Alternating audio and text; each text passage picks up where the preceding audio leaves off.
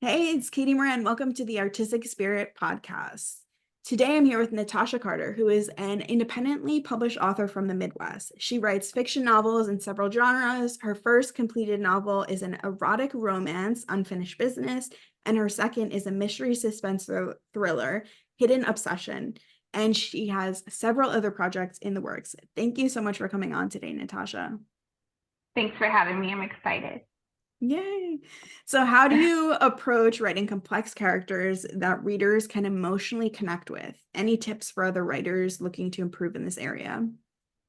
So I guess the way that I approach writing my characters now, I don't plan anything out.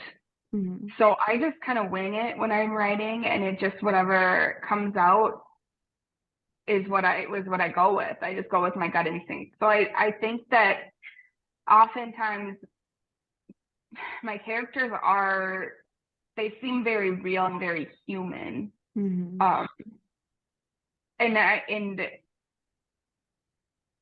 don't, it doesn't always, it'll just be like one personality trait that I've seen or know somebody that might have, and it kind of builds from Mhm. there and can be like a blend of, gosh, like mannerisms. Like you can see Yeah. somebody do Mhm. something and then it kind of, like even if you're like having coffee somewhere and you see someone that is doodling in their notebook, Mhm. and then Mhm. you're like you can form a whole like image of this person in your mind, and it spirals from Mhm. there. I don't go into it thinking, okay, I'm going to give this person this trait and this trait. I'm not a plotter. So I Mhm. kind of comes out, and then but some of the biggest feedback I get from people is that my characters seem very real and very human. So Mhm. my I'm always going to give people the advice to just write. You know what I mean? Like people get so caught up in all the mechanics and all the, oh, should I do this? Should I do that? And it's like, why don't you just do what you want to do and see what happens? Mhm. Because I think that's where the best art comes, is when it comes from the heart and you're not worried about catering to a certain audience. I mean, your audience is going to find you. Mhm. And that's why I hate it when people are like, well, the market says this. Well, fuck the market. That's where art gets lost if you're worried about, okay, and that's ever changing, right? Constantly. Mhm. But it's like just write what you want to write, and yes, take advice to a certain extent on like, okay, if you so you can give the same chapter of your book to three different people, and they're gonna all give you different feedback, and you Mhm. have to be discerning on like, okay, well, do I want to change it based on this or not? Because Mhm. I mean, you could do that with one sentence. Mhm. You could give one sentence to three different people, and they're going to have three different ways you should change it. So when Mhm. I first started out, I was getting a lot of that, and I was getting so frustrated with my beta readers, and I was just like, okay, well, if I'm only going to change something if I get the same feedback from those same three people, and Mhm. if they're like, this doesn't make sense. If it doesn't make Mhm. sense for some reason, then I'll change it. But otherwise, I'm going to stick with what I wanted in the first place. Mhm. This is like, I'm not going to change it. And then sometimes I would like change something based on some way something else someone said, and then someone else would read it and be like, well, I think you should change it to this. And it was the way I had it in the first place. And I was like, I knew it. So I don't know. That's, I guess, probably different than most other people's feedback. But I'm just like, just do what you want to do. Fuck the rules. And I'm sorry if Yeah. I'm too much. No, no, it's okay. I love how self-assured you are. And I think I see a lot of people, because I'm also a creativity coach, a lot of people who are just starting out, they struggle with that and like trusting their own opinion on their work, or like I know a lot of people get stuck in the learning trap where they're learning, but they're not actually putting their skills to use or developing that skill through writing.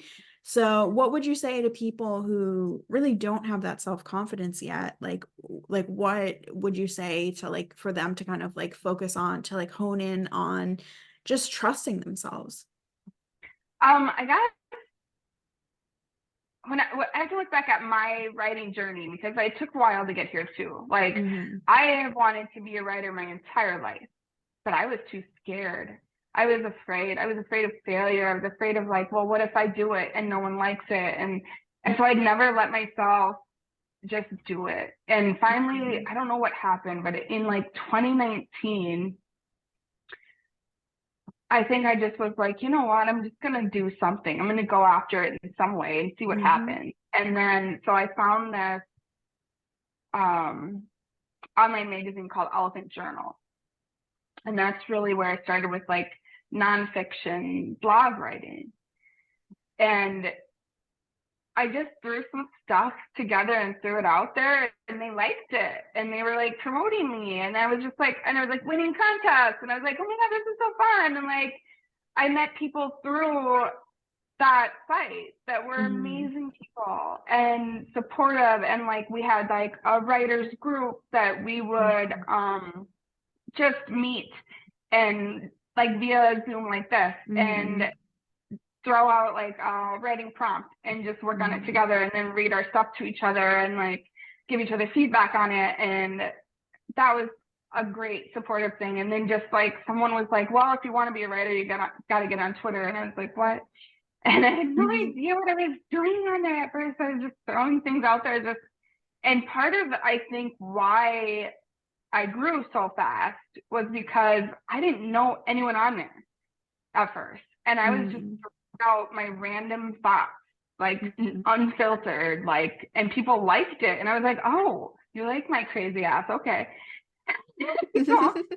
But I think when people first start, I think it's just really important to just, um, I didn't know I was ever even going to write fiction at Mm-hmm. first. I had no idea. Like now it seems to make the most sense. And I'm starting to write the same genre that I love to read, which I didn't envision either. And like, but just putting something out. I mean, I even like was dabbling in poetry for a while. Like, I think Mm-hmm. just trying different things and finding your feet, but just being open to that exploration. You don't have to have it all figured out right away, but just do something. Mm-hmm. I love that focus on taking action. And I hear people all the time say like about writing is like the only way to like get better at writing is through writing. Mm, And I love how you like just found the courage and went for it. And then like that's kind of like idea that the reception was part of it that fueled you. Because yeah, I think a lot of people miss in the writing journey. And I think this really the difference between people who publish and don't publish is this idea that like it's not like you come up with like all of the fuel to do it and to like have like a long career. It's really like this idea that like you put something out there and then you realize that you're supported and that yeah, other people get something from it and that it's like not something that's like completely about you or like about like the writing itself. It's about like the yeah, connection you make with people and the yeah, difference you can make. And yeah. I love that so much. And I always see your audience like posting pictures like like with your book and stuff. It's so cute. Yeah. And I love reading. I love that so much. And I think I remember when you did the Elephant Journal article. I Yeah, think I read one of them and that was really powerful. And like I see why it was received so well because I remember I like loved reading it myself. And just that idea that what we do like isn't always in isolation, I think is so powerful. And that like so much like, like obviously Twitter, like the writing community is so big that like yeah. it's like we're all intertwined. And actually I knew you, like I first knew you because I asked you to be one of the featured poets on my poetry platform. Oh yeah, yeah. Yeah, yes. I actually just remembered that because I've been following you. I think that was like probably around 2019. I've been Yeah. following you, and so much of like what you say in your journey, like it's like I remember from following you. Yeah. So that's really cool. I love and I think you see that with a lot of like someone I think who does this so well is Stephen King. Like it's Yeah. like he hits like so many generations, like because it's like whether it's like the book or like the movie, like I love how he like his journey is like intertwined with other people's journeys. Like I think to myself like I was here when I read this book, or like I was there when I watched that movie, or I watched this movie with this person. And I think that's like really the power of storytelling. So I'm curious, does your background in psychology help with storytelling? And also does it help with like creating content for your audience? Yeah, I think it helps with both. Now, I think because my mind is so analytical, Mm-hmm. I'm constantly like psychoanalyzing myself even, and probably my characters and everybody else. And I'm not gonna pretend that I don't use Twitter as like a way, I like a giant character study for human nature and Mm-hmm. behavior, and like it's just so intriguing. What do on there and say, and then what happens, and the reactions, and just it's just like sometimes I just throw the most wild stuff out there just to see what people do. I'll be honest. Mm-hmm. I love that. I love that so much. And um I think it's like really powerful because it's like any thought you have, you can really like put it out and like test it and see like how people Yeah, respond to it. And again, it goes back to that idea that like we're just not alone. Like you could put a thought out yeah, there that like is so random, like a random thought. And then I see this a lot with your content. Like it'll be just something that like you like think that day. And then it's like so many people will like share about like what that means to them, or like that they yeah, feel that way too. And yeah, something I think is so powerful is this idea that sometimes when you write, it's like you could put words to a feeling that other people can't articulate. yeah. And I think like that has to be like one of like the highest levels of writing, is just that like you become like a vicarious voice for someone, and like in that you help someone find their voice. Well, yesterday, so like I said, I work full time and I don't get as much time to write as I like, but I took a half day yesterday because I was like, I really need to get part 2 of this series done. I want to get it Mm-hmm. out this summer. And so I'm taking more and more time off because I just, with 2 kids and sports and stuff, I just Mm-hmm. don't have time as much on the nights and weekends as I'd like. So I'm like, I just gotta get to it. But I wrote something yesterday, like as an internal thought for a character, Mm-hmm. and then I tweeted it. I don't know if you saw it. It was something like, we're all just broken pieces masquerading as something whole and unbreakable. And people really liked it. And it was like, they have no idea that this is a line from the book I'm working on today. And it's a Mm-hmm. character's internal thought. And it's just like, but even just that, it's like, I kind of like put it out there because to me, when I wrote it, I was like, oh, wow, like that's Mm-hmm. thought provoking, and I want to see and I so then I tweeted to see what other people think of it. I'm like, oh, they liked it too. They felt the same way that I felt when I was in that character's mindset. Mm-hmm. And that's the same thing you're talking about, is that connection. Like, I think that as people, we are all so much more alike than we are different at the core, but we get so caught up in all the superficial crap Mm-hmm. that we forget that. Yeah, that line is so beautiful, and it's really moving.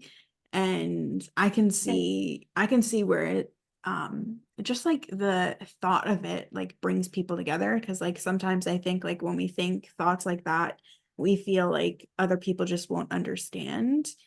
Yeah, And just for that to be something that people that you put out to the world, that people can like claim in their own like inner dialogue. Like I think that's so beautiful. And I love that about like just like today's world with social media. Like I think like Yeah, that's when it's at its best. And of course, like yeah, sometimes it can be at its worst. yeah. So I'd love to hear a little bit about like what are your strategies online for like do you like have like a clear policy of like blocking people when they're inappropriate, or do you ignore it, or like what are your kind of like go-to mechanisms on I block everyone. No, that's I like feel if that like could that help. sometimes. I feel like that sometimes. If somebody's like, I get on there and I'm like, I just came on here to block 20 people and leave. Like that's what happened. There's so many like the porn bots are out of control. Yes. Absolutely out of control. Like Hmm. I'm like, I can't. You can tweet like the nicest, sweetest little innocent tweet like about your child, and all of a sudden there's like a picture of a vagina, and you're like, okay, well that's Hmm. nice, thank you. Hmm. But beyond that, there I do a lot of humor. So I Hmm. know people are trying to like be funny back sometimes, and sometimes it misses the mark. So I Hmm. try to have a little bit of grace for stuff Hmm. like that. So if I see something that's like, that's a bit off. So I'm going to Hmm. hide the reply, but I'm not going to block the account yet. And I'll give it another chance. And then if there's another thing, then I'm like, nah. So Hmm. Hmm. some people don't get the benefit of the doubt. It depends on how inappropriate the response is, and it's just Hmm. immediate block. Because and when I first started, I was like so hesitant to block anyone. I was so like, Hmm. oh my gosh, like I don't want to make anyone mad, and I'm just like, nah, like I have to protect myself, and I don't want to. If there's things people are saying, I don't want to see. I'm not going to see it because, like you said, like social media can be horrible for your mental health. Hmm. Absolutely awful. It has really good things too, because you can like I think during COVID, especially when everybody was stuck at home, it was like the only way to connect with people. Hmm. And when I was a freelance writer and was working from home all the time, writing is a very lonely career. Um, Hmm. I'm an extrovert. Hmm. Like I can't just be at home all day every day with no contact with people. So that was Hmm. like I needed it. And now I work outside the home and I'm with other people all day every day. So it's not I don't need it the same way, which is nice. But a lot of people, especially I think for more introverted people, Hmm. um, and for some people it's their only interaction. So Hmm. Yeah, I'd love to go back a little bit because this is something I sorry, see so I many go on people. tangent. No, it was great. I see so many people have struggle with is like this idea that they don't want to block people. Yeah. And I think when people have that mentality that they're afraid to block people or they're hesitant to block people, a lot of the times it stops them from creating content that they really want to create because they're afraid of like the negative comments and the criticism.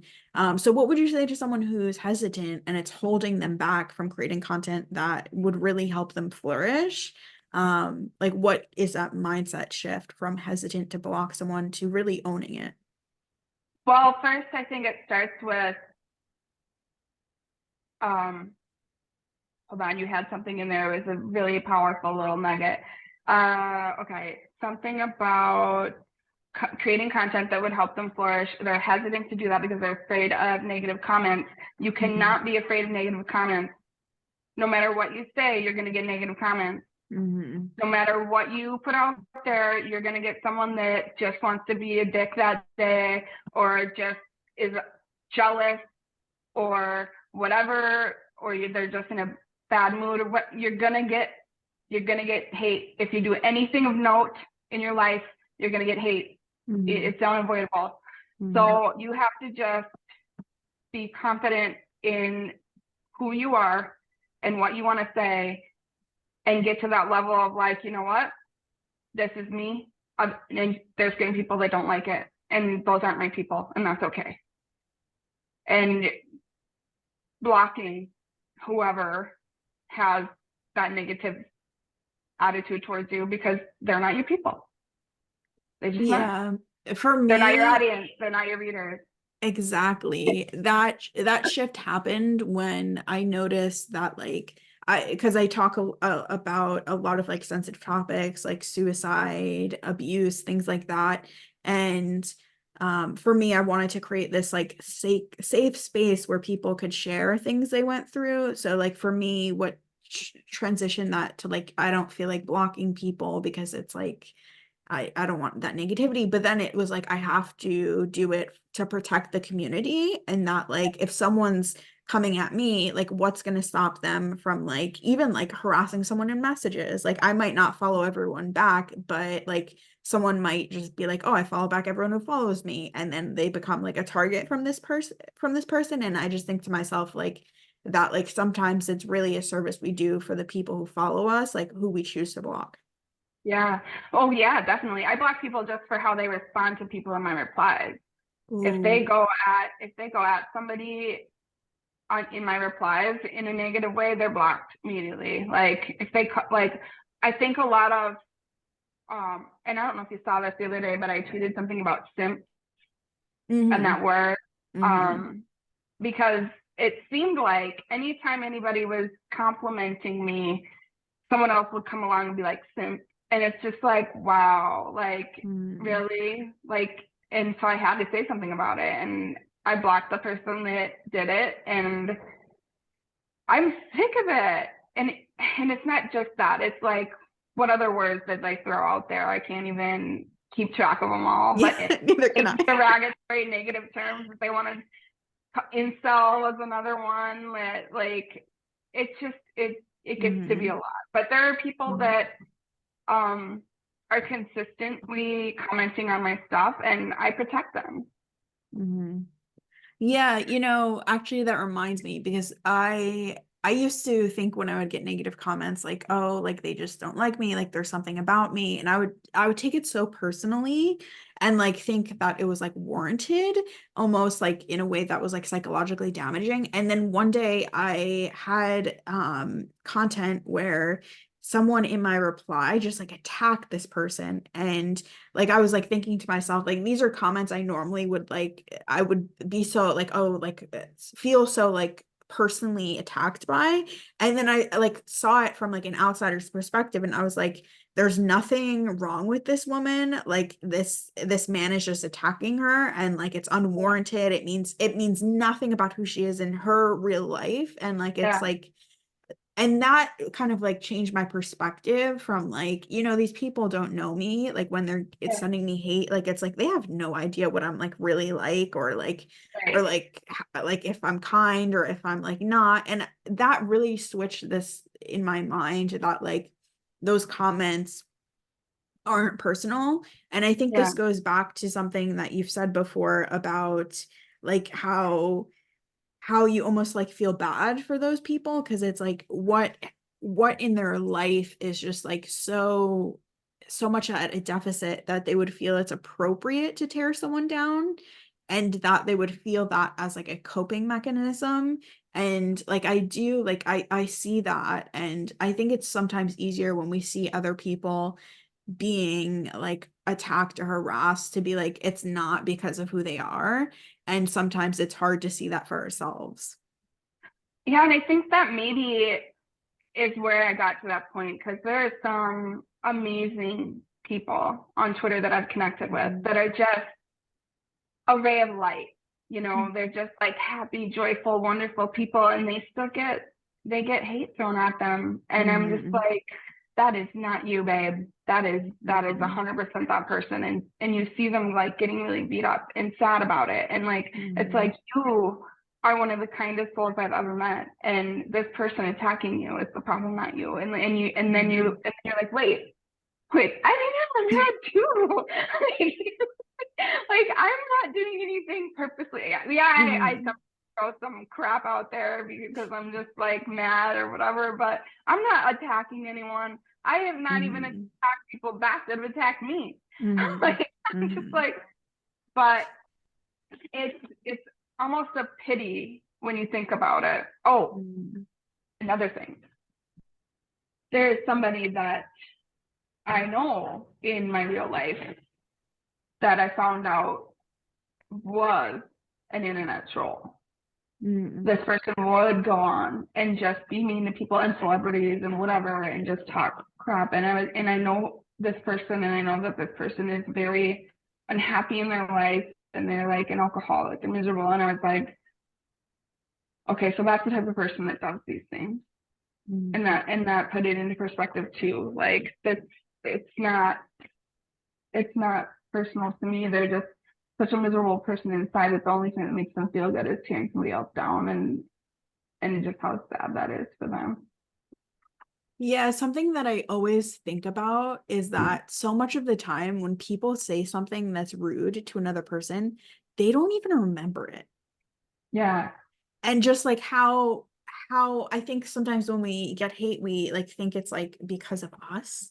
And I don't know if Yeah. you're past this, but like I know it's definitely true for me, and I see other people feel the same way, to the point where they won't even put themselves out there because they don't feel like it's safe to be seen. And just this idea that it's like people could write a comment and like not even remember your name, and Yeah. like just like it's like they don't even they don't even remember your name, and they like think they like know something about your life.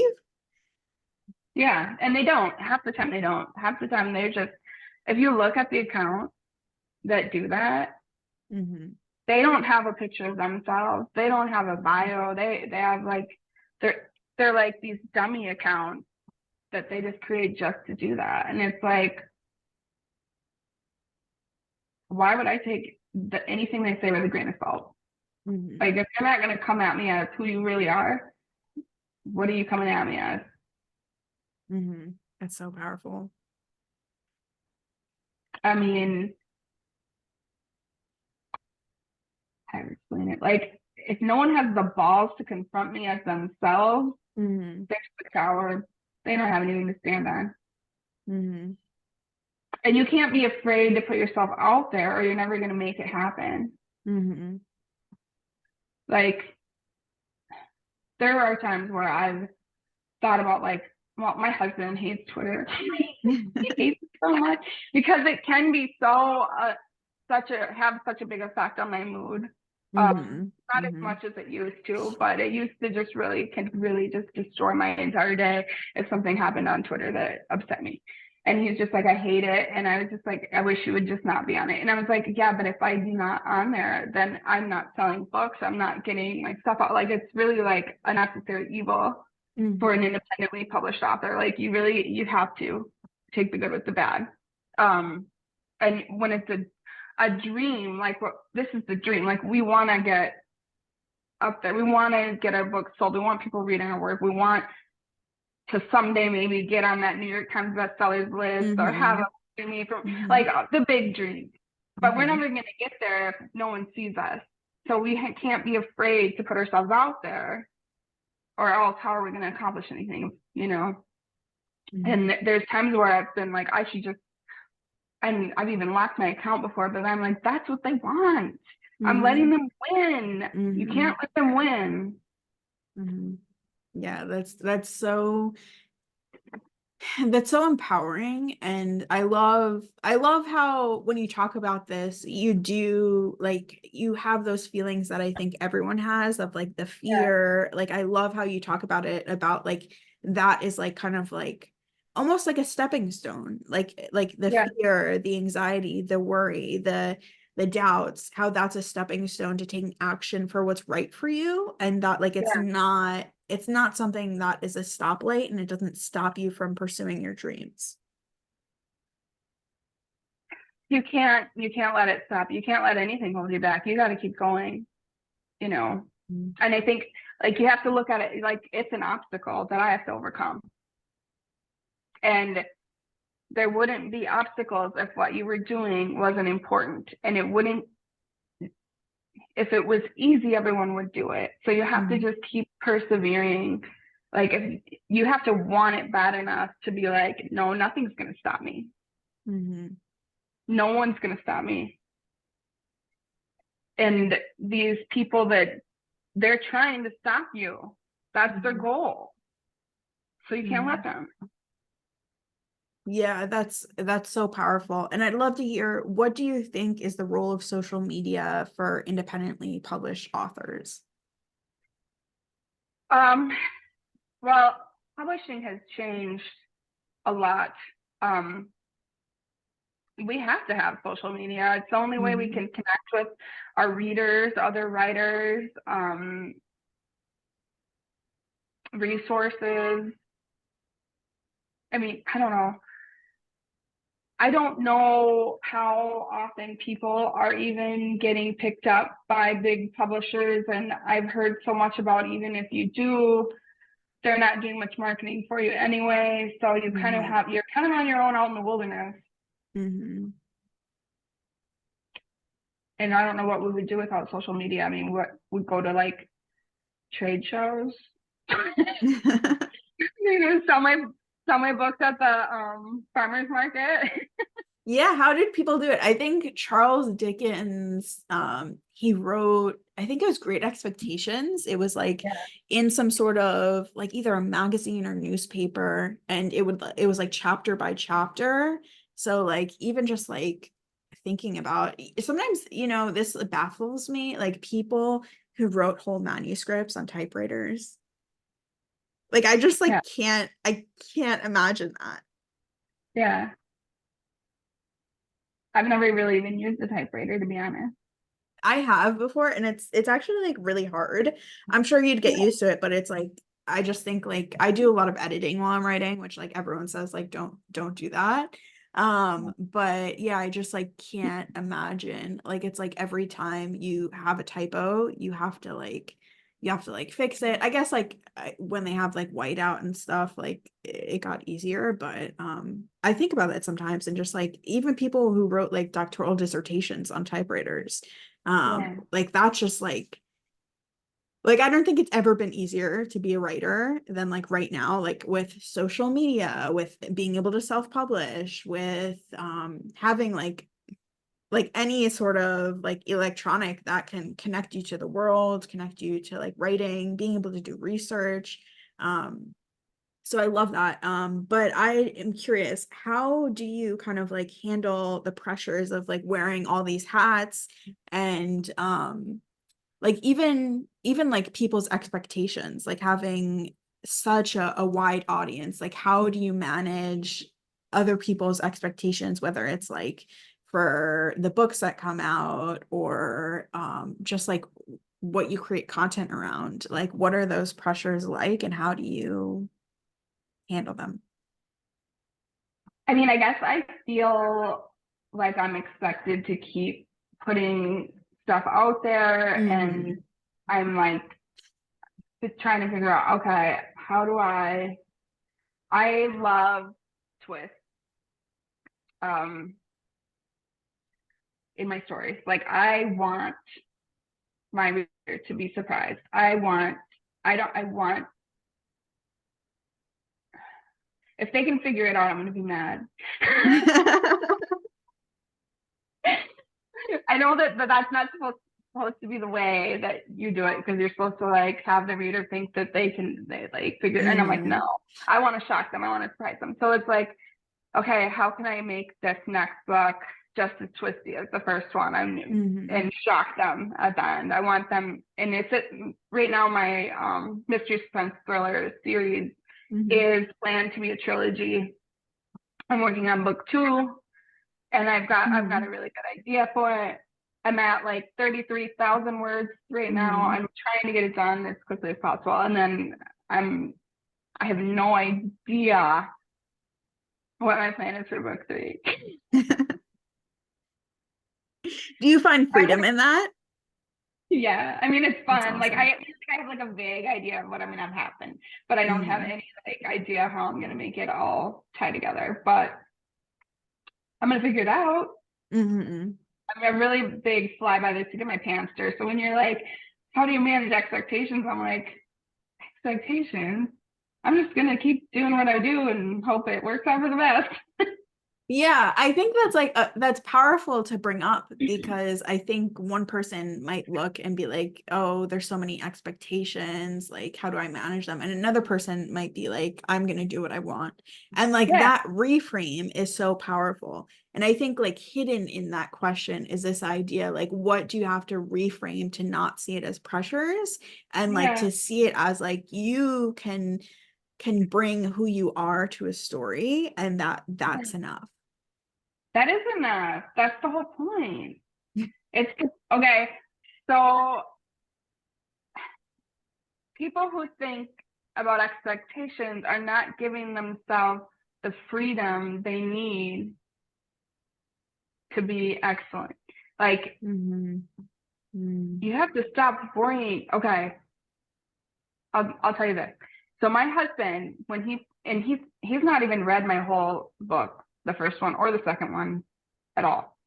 He Mhm. read the first couple chapters when I was writing it, and he was like, "No one's mom can ever read this. You cannot publish this, not under your own name anyway. No one can know about this in the town." Like, just went off, and I was like, Mhm.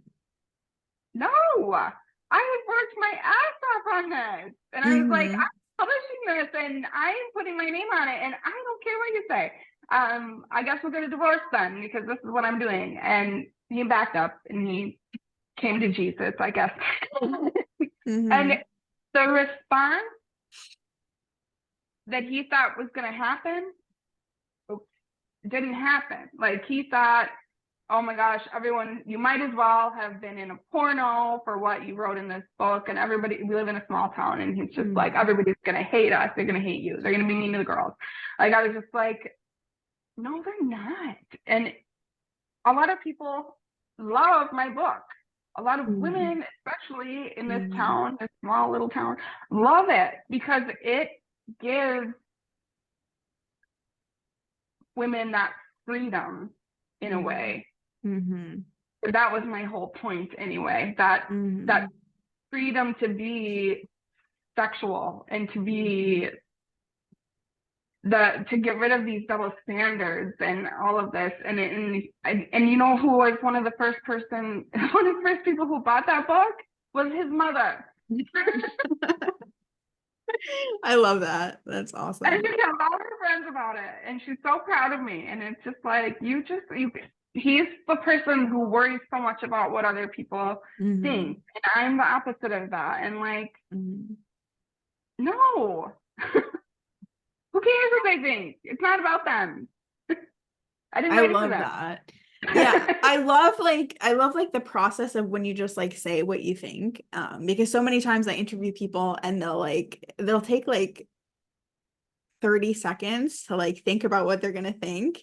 And I see this as something that is so unique to you, and maybe it's universal and just people usually don't say what they're thinking, but like Yeah, you say what you're thinking and people can connect with that and get permission to be like I can be just as I am and I don't have to like over refine things. I don't have to over analyze. And I know you said that you always psychoanalyze yourself, which I think is really, really cool because so much of the time people don't look at themselves in a way that yeah, they feel safe to, and that they're afraid that if they look at themselves, they're gonna find feelings of shame or that they're not good enough. And it's like so much of the time, it's really the opposite. And it's like when you look at yourself and when you let yourself be seen, you give other people the permission to do so, and people just yeah.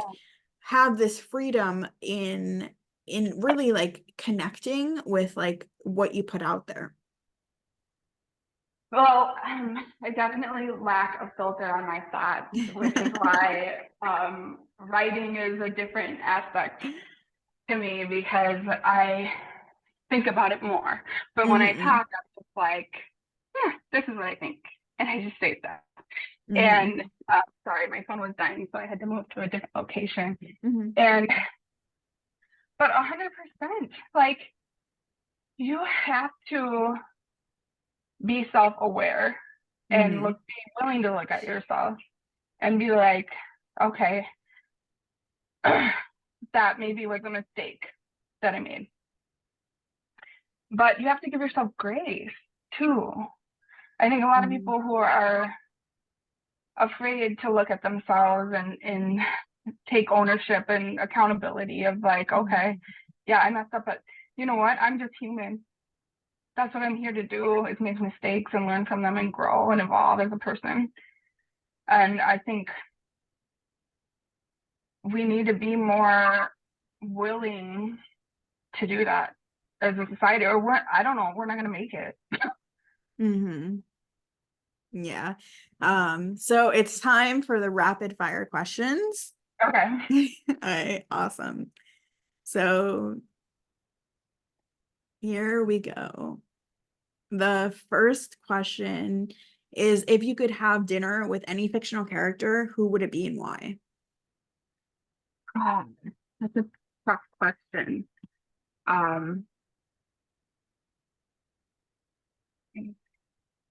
any fictional character. There's so many good ones. You Like could do like top three, top three. there's not like one that comes to mind where I'm like, oh, um, like book fiction or just any. It could be either, whichever one speaks to you more, with like an answer of why that like is compelling to you.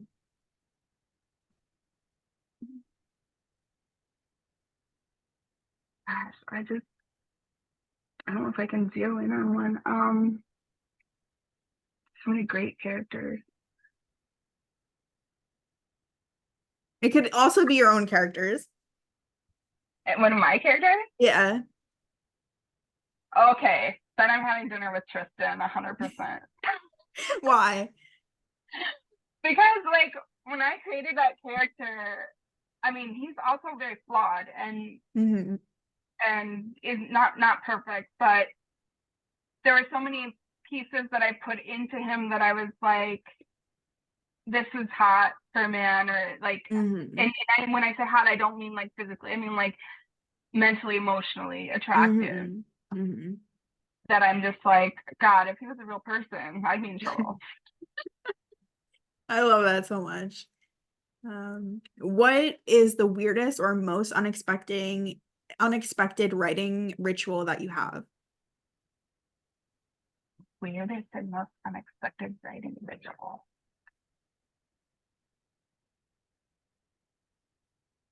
Okay.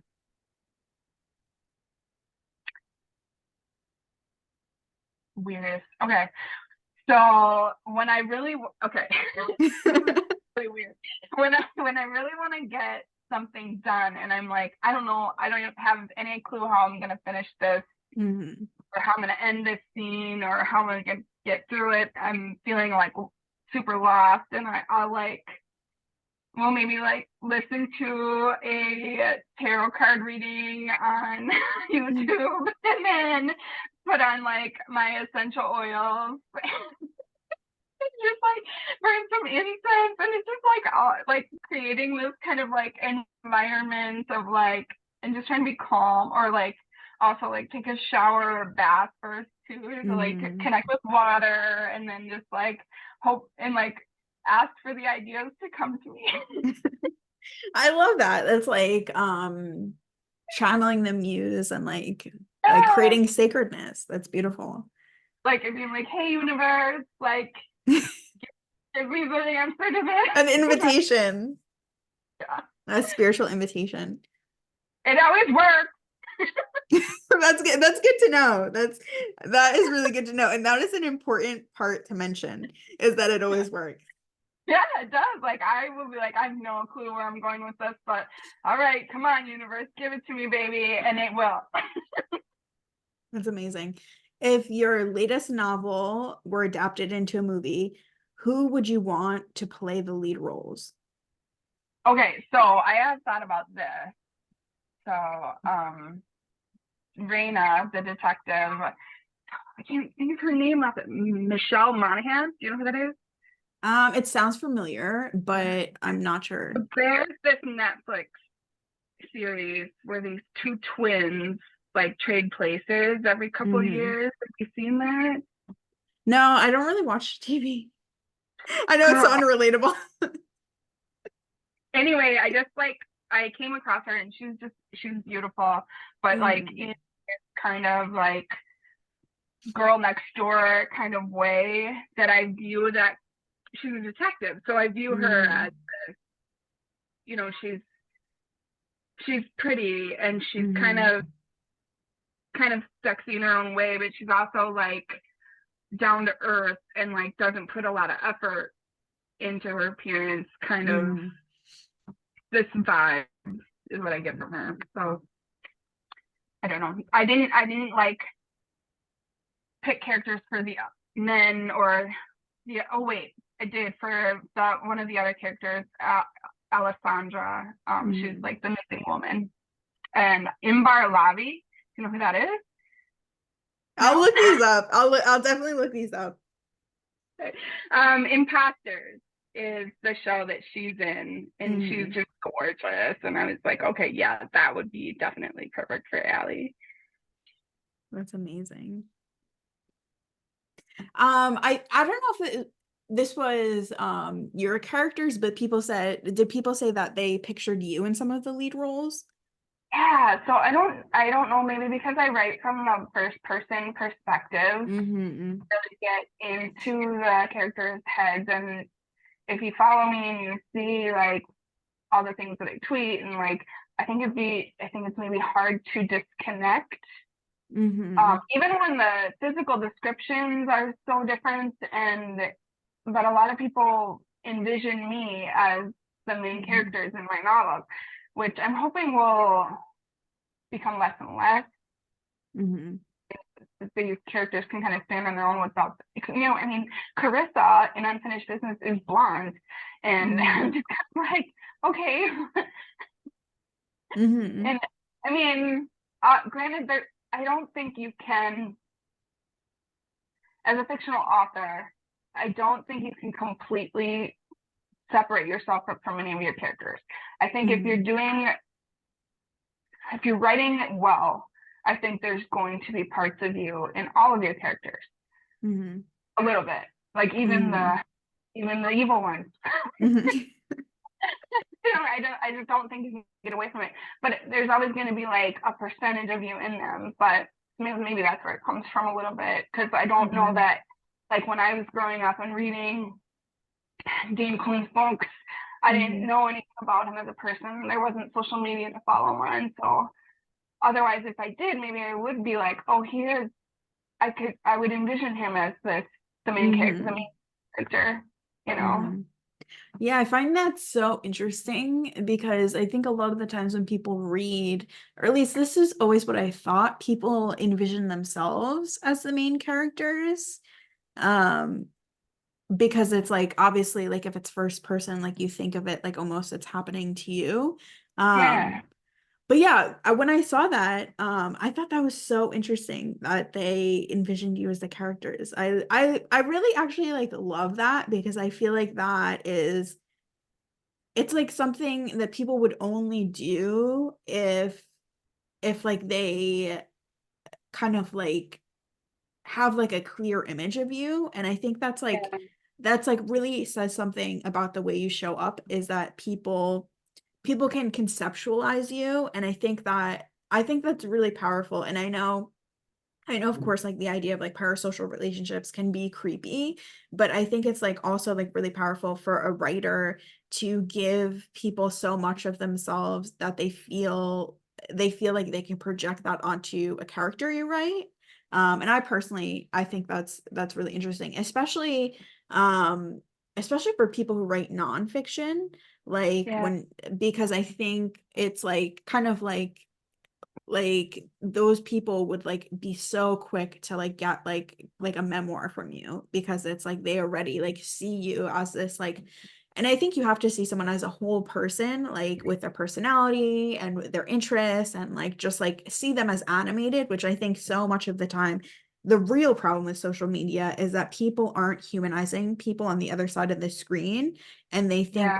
they think it's like they can tweet and it goes to no one. And it's just like the thing that is so powerful is this idea of people seeing each other as human and seeing it as a connection.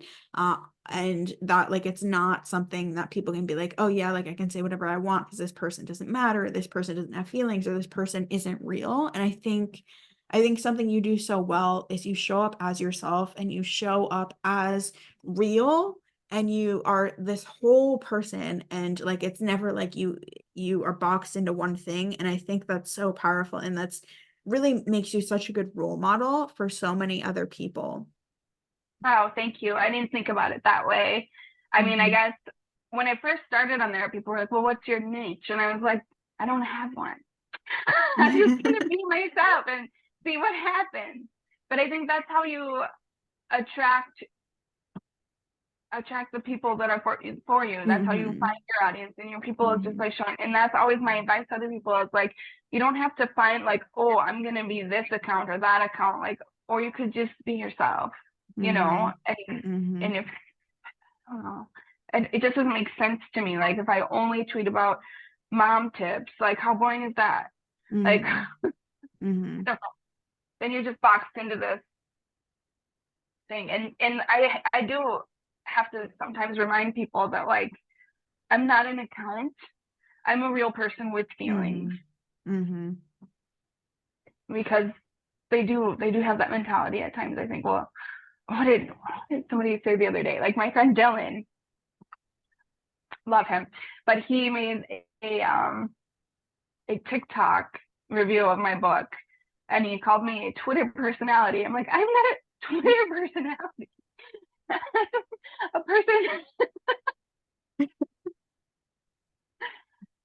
Yeah, that I see that a lot. Like people will always try to kind of like title someone or something, and like I love when you see people like you who kind of just stand in their strength, and kind of like it's almost like this image of like someone standing in a box and like kicking out all of the sides of it and just kind of like saying like I refuse to be in a box, like this is who I am. And like I love that so much, and I think it really empowers other people to do the same and to get over the fear of being seen to impact the people they're meant to impact.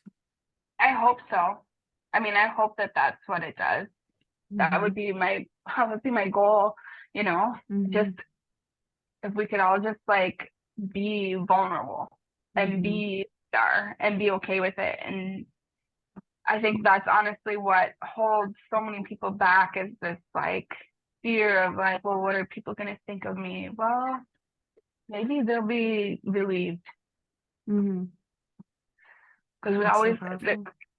like, let's just stop wearing masks and be who we are, because you can't form genuine connections with people if you're not being genuinely who you are. Hmm. Hmm. That is so profoundly powerful. Thank you for all that you do, for showing up as who you are and never feeling like you have to apologize or be anyone less than who you are. Thank you. Thanks for coming on today. Thank you for having me.